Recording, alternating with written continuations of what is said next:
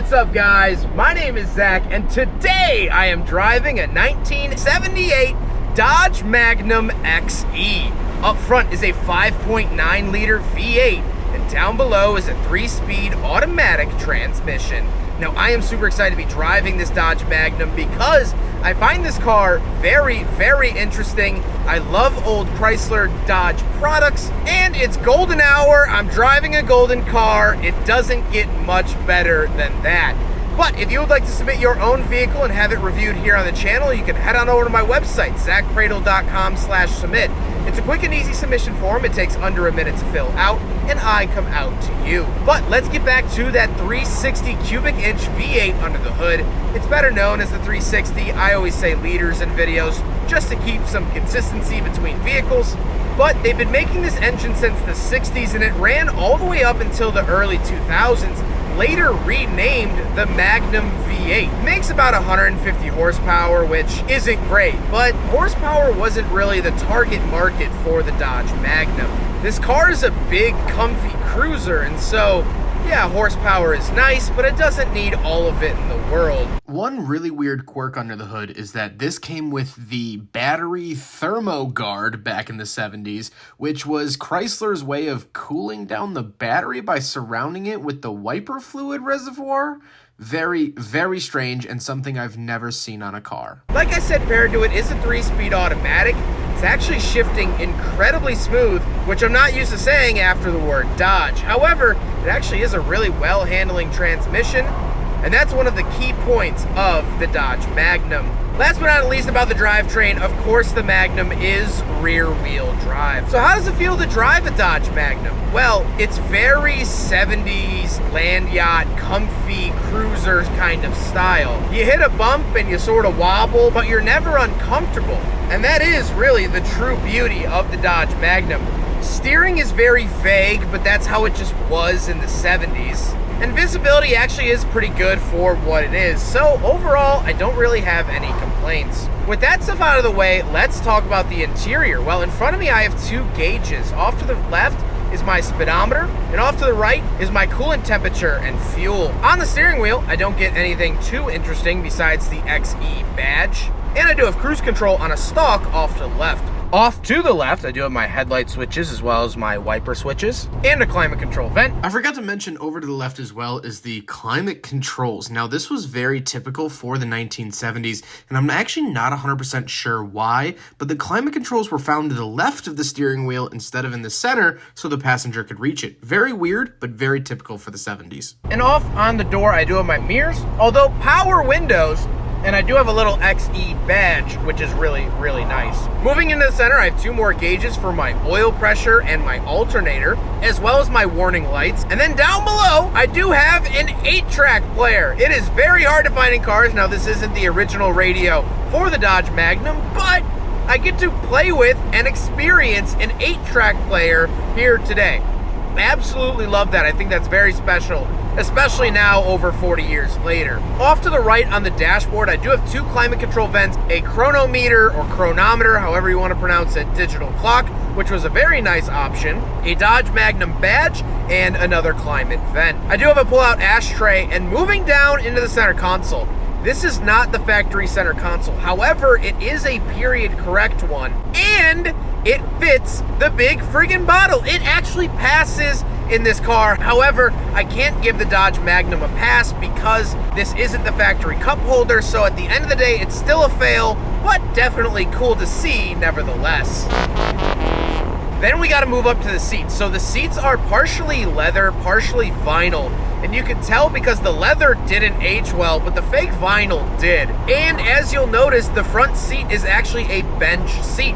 So you can take or have 6 people in the Dodge Magnum. I think that is absolutely astounding number of people. However, speaking of seats, we do have back seats. So let's go do a back seat review. All right, let's get in the back of a Dodge Magnum. Luckily, the T-tops make it a lot easier. And once I am back here, I get a light, I get ashtrays, And I have this very interesting buckles on the seats. They were on the front seats too, but I forgot to mention them. This was an option. I don't know why someone would want these, but I guess you could get them back in the day. But actually the back seats sitting back here is actually really comfortable and a lot more spacious than you would think. And I'm a big guy and I'm happy with it. So odds are you're gonna be happy with it too. Very, very cool to sit back here. Not much in form of amenities, but hey, I get to enjoy the T-tops. Life is good. Let's hop out. We'll take a quick look at the trunk and cargo space. Then we'll talk about the looks. All right, so we're on the back of the Dodge Magnum. Circle key, A key is for the trunk. Pop it up like that. And of course, this is a 70s car, so you get a ton of trunk space in the back.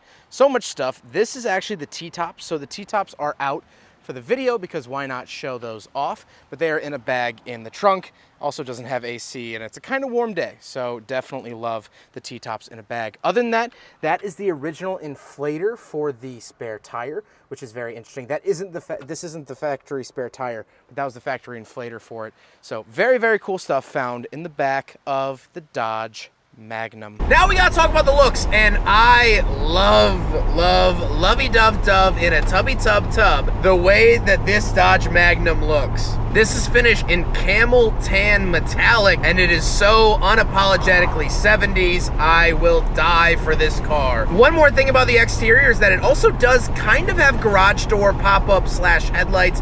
Now they currently don't work on this particular one, but this is what they look like open. But you could still see through the lenses, and the light still comes through the lenses when they're closed.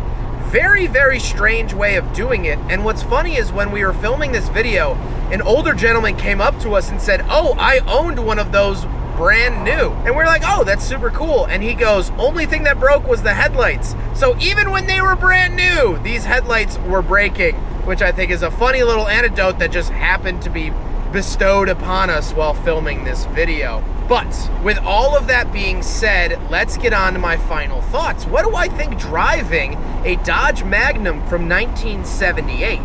Well, first of all, I think this is incredibly fun, and it's actually a very comfortable car. I wasn't really expecting it to be, but it is. It's comfy over every bump, nook, and cranny that these Oregon roads want to throw at me. But I do want to talk about the history and importance of the Dodge Magnum.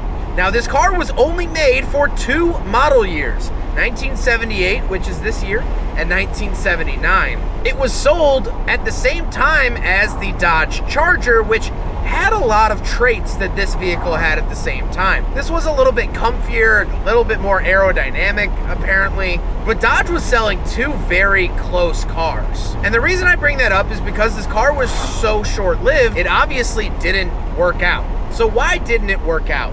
Well, it boils down to right car, wrong time. You see, back in the 1970s, there were 2 oil crises. One at the beginning and one in the later stages. And both of these crises, along with the pressure from imported cars, started downsizing American cars. If you ever take a look at the Dodge products of the 70s and then the 80s, it looked like they were put into a copy machine at 50%. And for all intents and purposes, they kind of were. The late 70s, early 80s were a massacre on large displacement engines. No one wanted them anymore. And so when Dodge debuted this car in 1978 with a big old V8 under the hood, although the 5.9 technically isn't a big block, still a rather large V8, it came at probably the worst time it could have. It's equivalent to your friend that shows up to the party at 11:45 with chips and dip. My guy, the party is almost over. And even if it's not over, we are way past the chips and dip hour. That's what Dodge did with this car. They were way past the chips and dip hour, but here they were knocking on your door asking if you wanted some Tostitos or some French onion. So sales were low, and after 2 model years, Dodge decided to cancel it. So to me, it's so special and important to be driving a car like this that is quite literally an automotive, oopsie, sorry, we went the wrong direction, let's backpedal. Let's make tiny cars for the next 3 decades. So after 24 months, the Dodge Magnum was no more. Now they did revive the name with the Magnum engine and the Dodge Magnum of the early 2000s. That was the station wagon Dodge Charger, which if anyone has one of those, I've always wanted to review one, please email me. That's on my bucket list. But this car was dead in the water. And unfortunately, 70s comfortable cars were dead in the water as a whole. This just happened to be one of the last new ones to hit the market, and it couldn't have come at a worse time. I hope you guys enjoyed the video. Huge thank you to Clay for letting me take out his Dodge Magnum. I was so excited to drive this car. Clay has been awesome to work with, very knowledgeable, very friendly. We get along very well, and I look forward to working with him again in the future. But I hope you guys enjoyed the video. Don't forget to rate the video, comment on the video, and subscribe if you really liked it. Take care, guys.